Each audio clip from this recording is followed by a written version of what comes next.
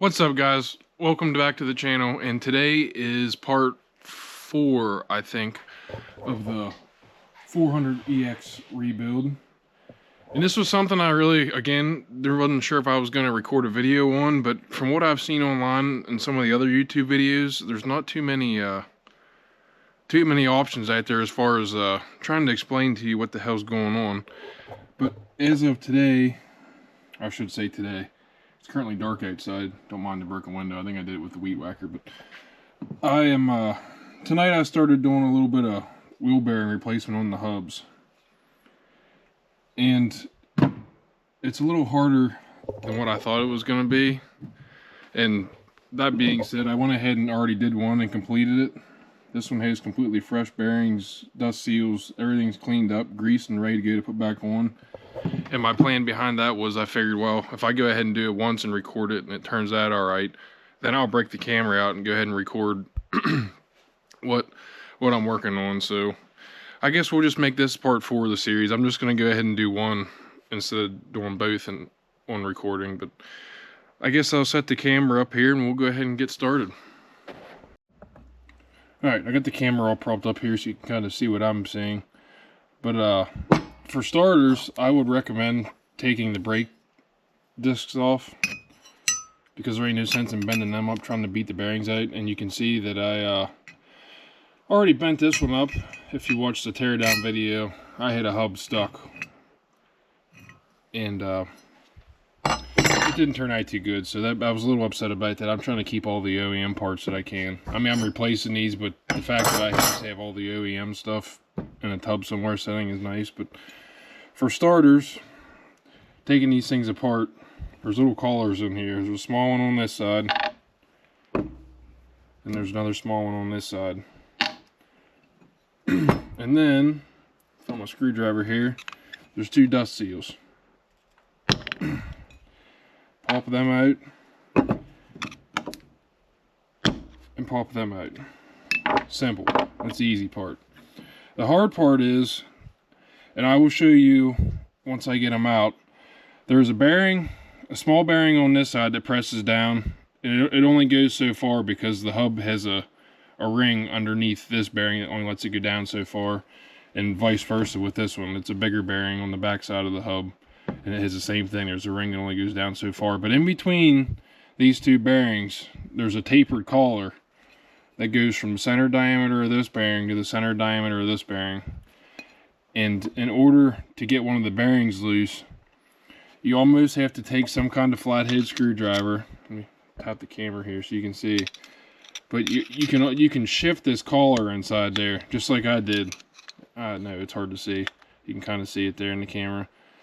There's a, I'm trying to back out of the lighting a little bit. But take a flathead screwdriver and pry that collar over. You might have to keep prying it around back and forth, back and forth, back and forth in there. So when you're beating down the inside of this bearing, you can keep beating on it in like even spaces. That was the part that I was having an issue with. The other hub I took off was in pretty rusty shape, so this collar in here was pretty tight, but this one here moved right over. But yes, that's all you gotta do. Just move that collar around in and out of there and beat this inner bearing in at first, and that collar will fall out, and then it gives you access to the smaller bearing.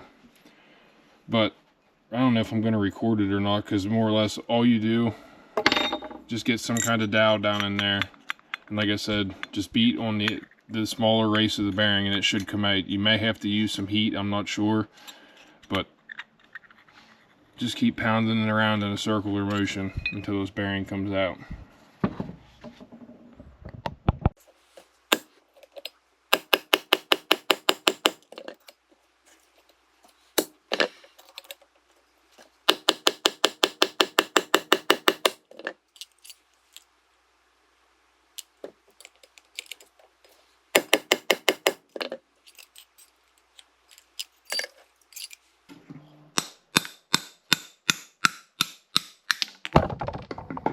Maybe.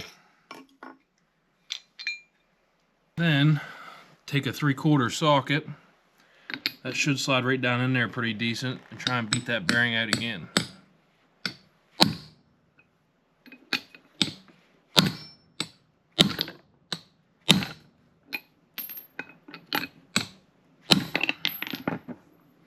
can see it's all butt out already.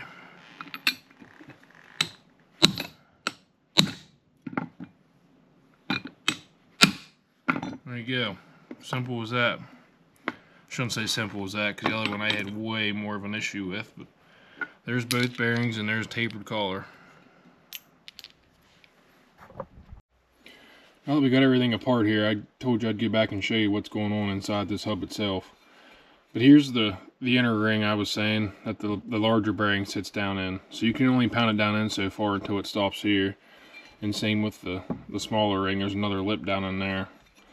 Now, if you do what I do, I put a gouge in it right there from beating the bearing out.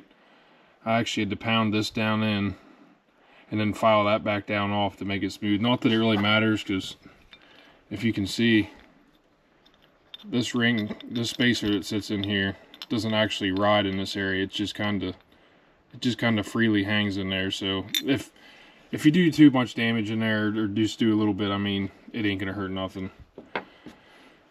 And also, if anybody's curious, there's what the inside of one of them bearings look like. I was beating it out, it popped the cover off of it. I don't think even, it actually does still spin. But while you get everything apart as well, that gives you a good time to kind of inspect everything. My other bearing I took off, it was sorry, camera keeps going dark. It had a bunch of corrosion and stuff in it. It was all rusted out. So this is a piece of 320 grit sandpaper. All I did was take it in there. This one ain't bad, so I'm just gonna do it real quick. Just take a piece of 320 grit in there, kind of smooth it out a little bit, especially if you get any dings in it from trying to beat the bearings out, moving that spacer around. Kind of get it all smooth in there. That feels pretty good. And these things here do not really matter as much, because I believe all they are spacers, and then they kind of seal around the dust seal itself. But what does kind of matter is the inside, and as you can see, these here aren't bad at all. I'm not worried about cleaning them up. Maybe a little bit on the outside here. I'll clean I believe it's just rubber or something from riding on the dust seal. I'll just smooth it up. Sorry, I'm so sick, so if you hear me clearing my throat and coughing and hacking around, sorry. Same with this thing. This one here ain't bad at all either. The inside, like I said, is the only part that matters. And if you want to as well, I do it every time I pop a bearing out. I just take a little bit of this 320 and just kind of chase the inside of it, just to kind of smooth it up a little bit. I think it makes it a little easier to beat the bearings down in. But if you take notice here as well, your hubs have these little smooth part where I'll show you, where this rides down on. The other one I had boogered up a little bit from trying to get it off the four-wheeler itself. But all I did was just take a little bit and just kind of smooth her up a little bit. Just clean the crap off of it and clean them up good. It's all about, kind of like painting. To me, it's kind of like, it's all about the prep work. The easier you prep things, the easier it is to reinstall or make it look nice again. But that's pretty much sums this part up. I'll go ahead and get everything situated down here back on my beating block, and we'll put the new bearings back in. Alright guys, I don't know if this part's really necessary or not, but I don't think it helps. But with the hub laying down here, I'm going to go ahead and heat it up. It gets pretty damn hot, so I don't...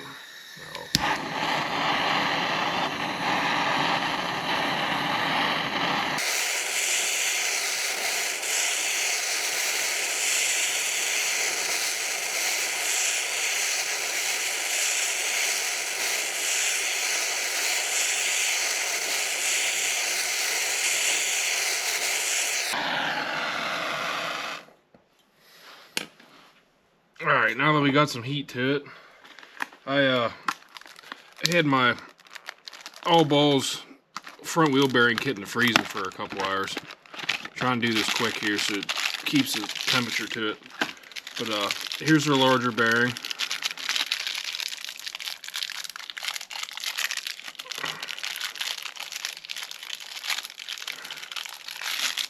I'll get the damn thing out. Go ahead and get it set down in there and kind of start it as good as you can. And then all I did Let's find a bigger socket to get it started.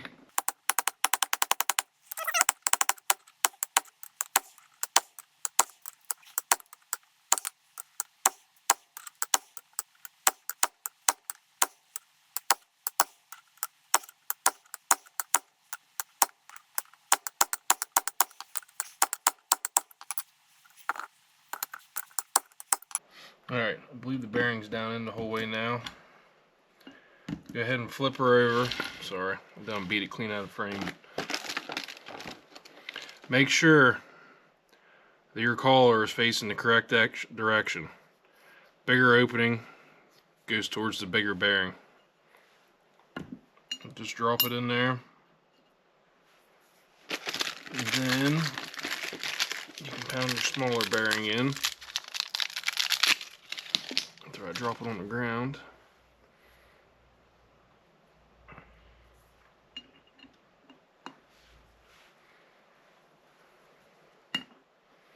I'll just take this big one and get it started.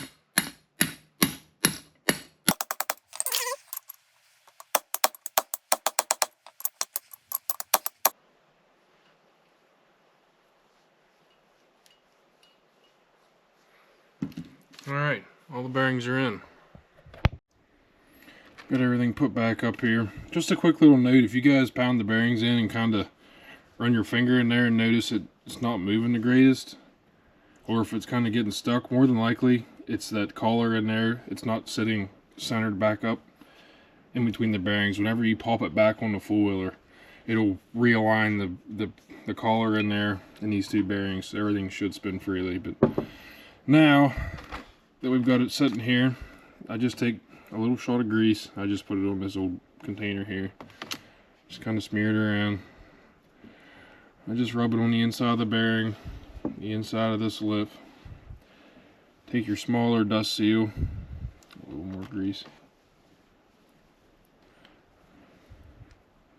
It's a little extra, but we'll wipe it off. Just kind of coat this thing in grease.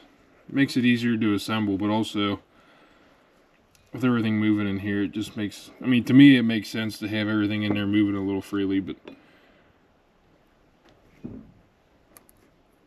push it down in. Take your small collar here, run a little grease on it. I don't know, I've heard mixed things about people using grease with stuff like this because the grease attracts dirt, but my thing is, if you do regular maintenance and take things apart and grease them and clean them up, I don't know, to me that kind of dissolves the dirt and things getting in places it shouldn't be. But flip it over here, and what I did, just put a little bit of grease on my finger and just smear it around the inside of this collar and the inside of the bearings. The part that actually rides on the spindle, I guess you call it the spindle on the 400 itself. Oh man, I should call her.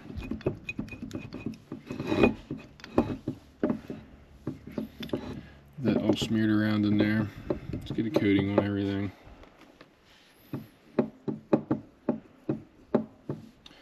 Get it on the inner lip in here. Oops. Do your dust seal here.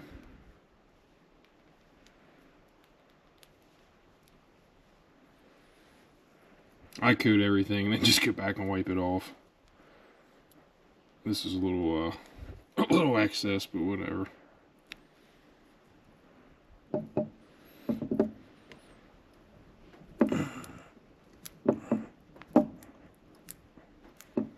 Alright, there's that piece.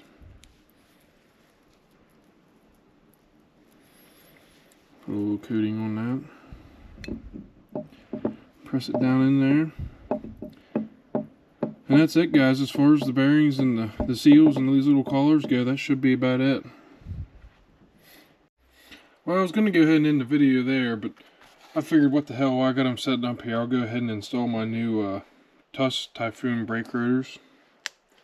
And actually, for what they are, they're not too badly priced. I think I got them on Rocky Mountain ATV, but After looking at the instruction or the owner's manual, these things I believe only go one way because where the bolts go, they're already recessed down in, so that should be about it how they go. And I cleaned all the hardware up as good as I could. And the old bolts, you can see, have a little bit of red Loctite on them, but all I have is blue, so I'm just going to put a shot of blue Loctite on these. Run them down in. And then the book says to make 3 passes, tightening them up and torque them to 31 foot-pounds. So I already have them set to that, but I'll go ahead and get all these started.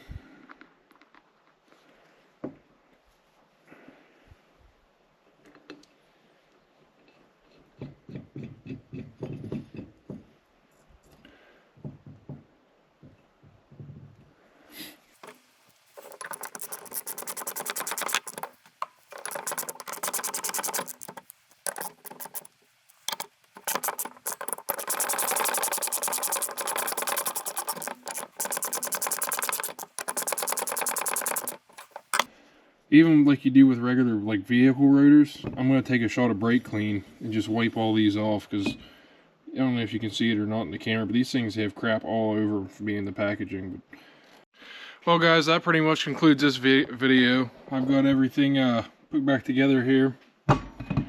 Everything's Loctited and torqued down to what it needs to be. I got the rotors all cleaned off with some brake clean. So I hope this video helps somebody down the road that's doing the same dang project, because like I said, what I could find on the internet wasn't very explanatory. So I'm by no means an expert, so if you guys see something that I did wrong, feel free to tell me in the comments. It's the only way I'm going to learn. This is my first time ever rebuilding a four-wheeler. I'm just going off my general mechanical knowledge that I know from working on vehicles. So again, thanks guys for watching. I hope you enjoyed it, and we'll catch you in the next one.